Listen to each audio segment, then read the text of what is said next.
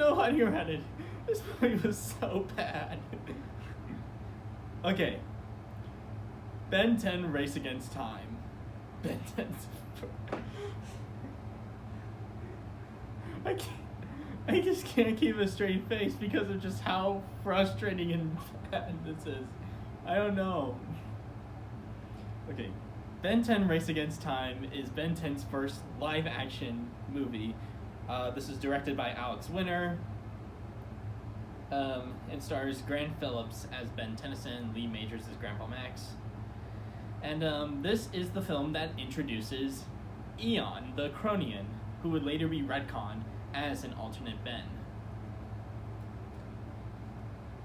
Okay, now, it's been a while since I've been able to talk about a film that I'm like, that's within a franchise where I'm actually like not just like a general member of, like say Lord of the Rings. I'm actually like embezzled in, or like I'm very familiar with like Ben 10's lore and history. So like, yeah. There are just some things that I just don't get, like why they had to do that, and also just like, no, that's not how it is. Like, one, why do Ben's parents feel the need to just have Ben referred them to as Sandra and Carl? Like, what's wrong with calling them mom and dad? I get you want Ben to be like independent, but that's not how you do it. You don't just... Also, why... during the ending, why did it take the Omnitrix so long to time out from Wild Mutt? Why? This is more questions. This film just raises so many questions. Why does Ben sometimes like have to be such an arrogant shit like that you just want to punch in the face? Why does Bellwood seem to be like a really terrible place to live in, especially just going to Bellwood High School? Like everyone there just sucks. Why does Max have to keep hiding so many secrets so many times? Like, I get hiding secrets is Max's character in the original series, but why does he have to just, I don't know. Yeah, also going back, like, Ben just kind of fluctuates from just being like, okay, it's done well, to just, alright, I just want to punch this kid in the face. Like, he's really annoying. Like, multiple times I was just telling Ben, like, shut the fuck up, Ben. This is... And Ben and Gwen's dynamic is just really... It's not translated very well here from the original series. In fact, another thing, common complaint with this film and Alien Swarm is that we don't get much aliens. Yeah, that is a complaint. Like, but at least like some of the aliens are, you could see them very well here, and some of them like gray matter are really good, and gray matter looks really good here in Alien Swarm. No, Race Against Time. I might as well just try to get some of my positives out of the way. Alright, so gray matter looks great in the movie. I also think his voice is like better than the original one. I don't know, I never was into like the kind of squeaky, or the squeaky gray matter. It's not like this, but it's like much higher. They put a filter on it. But I'm just like, I like this gray matter, like this one in Race Against Time, where he's like, JT Casher could get what they deserve. I really do like that. I also kind of like Eon in this movie. I do find his backstory very interesting. Like, in all, I'm honestly not too upset on like him being retconned to be an alternate Ben when he shows up again in Ben 10,000 Returns in Ultimate Alien, but you know, I kind of like Eon in both. Like, in both this film and in UA. I'm not that big on Omniverse Eon. Mostly the voice for that. What else?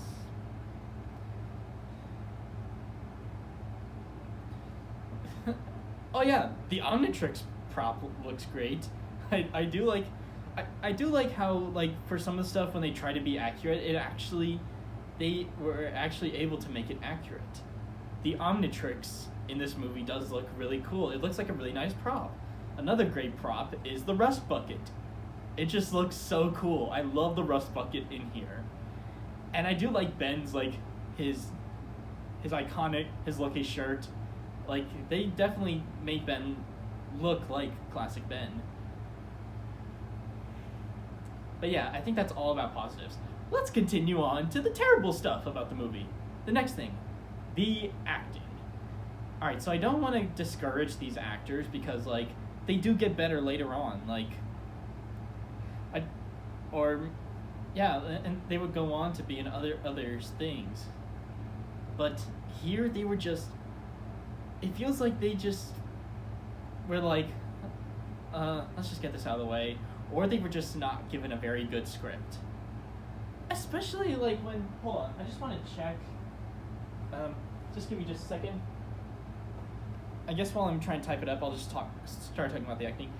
Graham Phillips, he's okay. Gwen's actress, just didn't do that good in here. And Lee Majors, like, I appreciate him kind of trying to get, like, on his own take of Grandpa Max, but he just speaks so quietly. Like, there's never, like, in the original series, whenever, like, something serious would happen, like, sometimes Max would kind of yell, or, like, he wouldn't be talking so kind of quietly in this movie, like the way Lee Majors did. Okay. Mitch Watson wrote this. I don't know if he's a serious regular, but I do know that Greg Klein and Pugsley and Klein came up with the story for this, and this would get recycled 2 times with Goodbye and Good Riddance and kind of Destroy All Aliens in broad strokes, it seems like. I have not seen Destroy All Aliens. But I do feel like Goodbye and Good Riddance does a better job at doing this kind of storyline than this film. The visuals just aren't that good. Like, I get this was made for TV, but surely they had, like, they could have found a better camera to use, like, especially with some of the other TV shows that were coming out around this time or something. I don't even know. I just don't like the way this movie looks. It looks like they just kind of, I don't know. So this just looks like in some ways, kind of like a fan film. Yeah. And don't even get me started on the acting towards the end, like when Gwen's trying to tell Ben, like, you're in there. And the other side characters were I just could not stand them. And towards the end, I was just like, end the movie. I was... Okay, I think I've made it very clear that I don't like Destroy All Aliens. I just think this just puts in a lot of problems, and even though there were some moments in there, it's just, I don't know, I just don't like this. As much as I think, like, Alien Swarm is a good movie, I just feel like this movie and that, just got me think, I don't know if Ben 10 works really well in live action.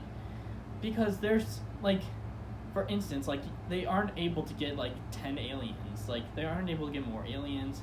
Some stuff just doesn't get translated well. And the action is just... The action in the original series was very well choreographed and very fluent. Here in this film, the action is just not good. Especially, like, in the opening scene with Heat Blast. Like, why is he not just using his, like, fire skills? Why is he just punching them and just doing this stupid little flying thing? I could just go on and ramble, but I feel like you already get it. I just don't like Race Against Time. I find it very frustrating, and I don't know. I don't know about that. Maybe Ben 10 just might not work in, like, a movie style. maybe it's best if it just stays a show, even though I would love to see more Ben 10 like movies or something. I don't know. Yeah, so I guess for this film it's not so hero time.